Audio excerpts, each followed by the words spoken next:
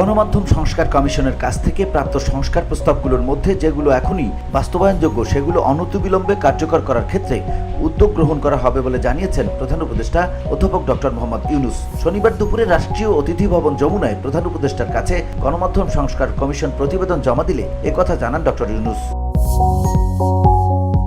এ সময় প্রধান উপদেষ্টা বলেন, সংস্কার প্রস্তাবের মধ্যে যেগুলো এখনই বাস্তবায়ন করা সম্ভব সেগুলো আমরা দ্রুত বাস্তবায়ন করে ফেলতে চাই। সেজন্য আমি চাইব সংস্কার কমিশন আশু করণীয় বা দ্রুততার সঙ্গে বাস্তবায়ন করা যায় এমন সুপারিশগুলো দ্রুত আলাদাভাবে আমাদের কাছে পেশ করুক।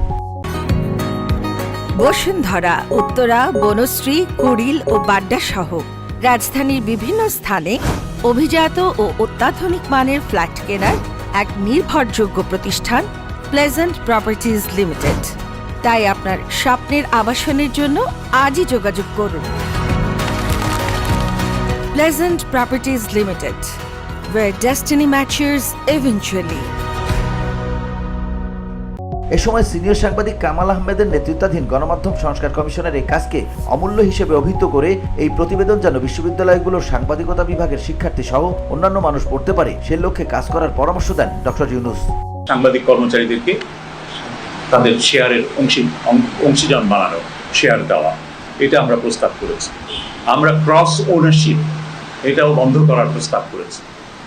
ওয়ান হাউস ওয়ান মিডিয়া, এর চাইতে বেশি হতে পারবে না। প্রস্তাব করেছি বাংলাদেশ টেলিভিশন এবং বাংলাদেশ বেতার সম্পর্কে। বাংলাদেশ টেলিভিশন এবং বাংলাদেশ বেতারের স্বায়ত্তশাসনের জন্য গত 3 দশকেরও বেশি, 3.5 দশক ধরেই যদি আমরা 90 থেকে বলি, তাহলে সারা দেশে একটা রাজনৈতিক ঐক্যমত্য আছে।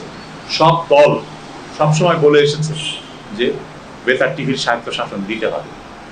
এখন এটা উপযুক্ত সময় বেতার টিভির স্বায়ত্তশাসন ইমপ্লিমেন্ট করা। VOD Bangla news desk.